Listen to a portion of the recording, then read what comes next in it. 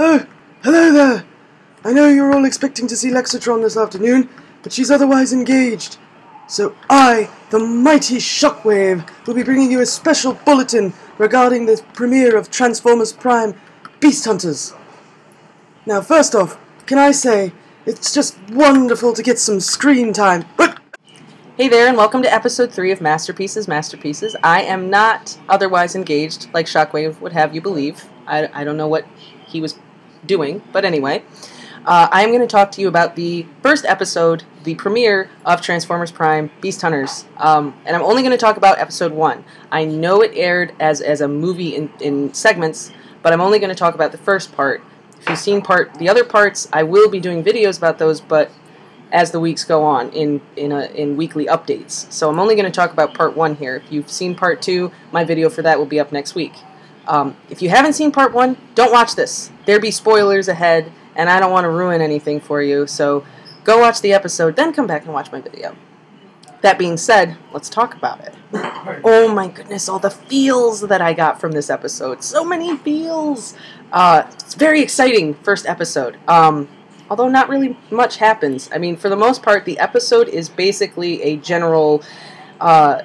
It just kind of lays everything out for us and kind of just is just basically telling us this is where everybody is and this is what's happening right now. So not a whole lot happens, but we do get a lot of information. The episode starts out with a brief recap of the end of Season 2, in case you missed it. And the episode starts right off with Megatron and Starscream searching through the Autobot base rubble to find bodies. And immediately we discover a number of things. The Decepticons now possess Arachnid and the Forge of Solus Prime. So it'll be interesting to see if anything further happens with Arachnid, if they're going to do anything with her. It'll be interesting to see what fate will befall her, if any at all. So that's interesting. It also is revealed that Wheeljack was indeed captured, and he is indeed still alive.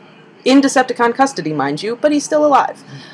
So that's cool. I like Wheeljack. He's actually one of the only Autobot characters I genuinely, honestly like, so it's nice that he's still back. It's also revealed that Smokescreen, instead of escaping with the other Autobots, stole the phase shifter and used it to rescue Optimus. So Optimus isn't dead either. But if you've seen the promos for Season 3, you already knew that.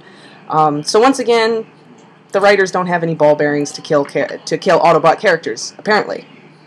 Now, the interesting thing about that, though, is at one point Smokescreen does have a conversation with Optimus about getting him to Ratchet to get him fixed, and Optimus says there's no hope. Now, does that mean that Optimus is too far gone and too beyond repair, or does that mean something happened to Ratchet? Because we don't see Ratchet at all in the episode, and we don't find out anything about Ratchet. Ratchet just isn't mentioned at all, so we have no idea what happened to Ratchet. That's interesting that they decided to leave the fate of an Autobot character so open and undecided. So I'm very curious to see what happened to Ratchet. Is he dead? What happened to him? And then we also find out what happened to the other Autobots. We see Miko and Bulkhead, and they're safe. They're fine. We see Bumblebee and Raph. They're safe. They're fine. Bumblebee has a new paint job, and he essentially looks pretty much like his stealth operations toy. The black and yellow have been reversed. He looks a lot cooler. He definitely looks a lot cooler than he did, and in a way, less obnoxious. I don't know why, but he's less annoying to me now with a new paint job. We also find out that Megatron has a conversation with Agent Fowler, telling him that he wants no harm to come to humanity, and he wants the Decepticons and humanity to live in peace now that the Autobot threat has been destroyed. Can anyone else smell the bullcrap? Megatron has a way with words, but no one in their right mind is going to believe that Megatron means us no harm. I'm sorry, but just no. Now, Jack and RC, when we find out what happens to Jack and RC, we find out that they're both safe, but Jack, in his infinite wisdom, decides that he needs to text his mother and tell her that he is all right. Now, everybody knows that Soundwave is monitoring everything. And as soon as he sends that text, Soundwave picks up on it, and boom, Jedicons are there to take care of him. Now, I can kind of understand why Jack did what he did. I mean, that's your mom. You don't know if she's safe. She doesn't know if you're safe. So even though he really shouldn't have done what he did, I can still understand why he did it, and you know, that doesn't really bother me. Now, this really cool fight scene ensues, and at one point, Jack hides under this tractor trailer, and it is overturned. And I noticed that that trailer is colored exactly like G1 Optimus's trailer. So that was like a little homage to G1 that I caught there. I think it was. I see what you guys did there, and I really enjoyed that. That was very cool. Now, so Jack and RC both get away from the situation safely and fine, and it is revealed that the Autobot plan is to rendezvous back in Jasper. So basically, the Autobots are all on their way back to Jasper to rendezvous, and that's their plan for now, I guess. That's what the Autobots are doing. The Decepticons, meanwhile, Megatron sends Knockout to Cybertron to retrieve the rest of the Iacon relics and you know, return. Now Knockout, it is revealed he does find the Apex armor. We don't know what else, as far as relics or anything else goes. We don't know what else he finds, but he does come back with the Apex armor, and the episode ends with him coming back with Shockwave. Shockwave shows up right at the end of the first episode. We all knew Shockwave was going to come back. We just didn't know when or how much of how big he would be in the show. The fact that he showed up right at the end of the first episode gives me the indication that Shockwave is going to be a huge part of Season 3, especially when Megatron says that he is the tactical advantage he's been waiting for. I'm very excited. Shockwave is one of my favorite characters, so to see him show up so early in the season, the feels means Shockwave is probably going to be a huge part of this final season, and that's awesome. That's fantastic. I can't wait to see what they're going to do with Shockwave. And when Shockwave shows up, anyone else see Starscream's face?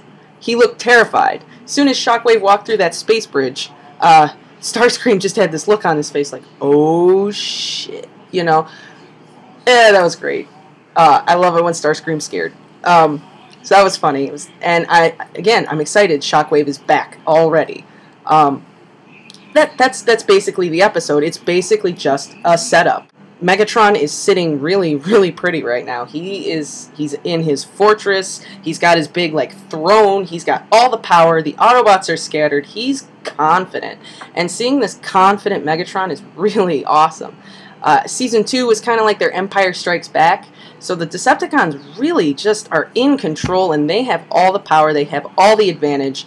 And that is just awesome to watch. I just cannot wait to see where this is going to go. And, you know, we're going to see some Predacons, hopefully soon. I'm just excited. This was just a great intro. I mean, that's basically what this episode felt like. It was just a giant intro.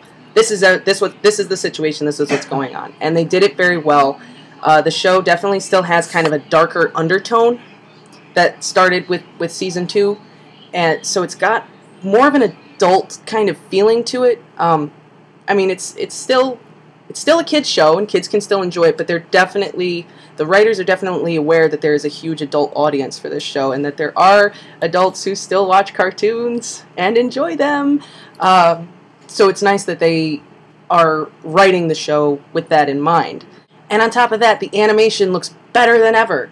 If it was possible for the animation to get any better, it did. Everything, it looks clearer and more crisp than ever before, and that's awesome. I mean, those shots of Megatron and Starscream amidst the fire and rubble of the Autobot base, it just really looked fantastic. The show still looks really great, looks even better than before, if that was even possible, so that's really cool too. That being said, I'm very excited for Season 3. Great start, great kickoff, great launch. Just awesome. I didn't really have any complaints about this episode at all. Probably because Miko was only in the episode for 5 seconds. That's always a good thing. That being said, thanks for tuning in. I will be updating this weekly as the episodes are airing, so you will get lots more Transformers Prime goodness coming your way in the next few weeks as the show continues on. So thanks for checking this out, and this has been Lexatron, and I'll see you guys later.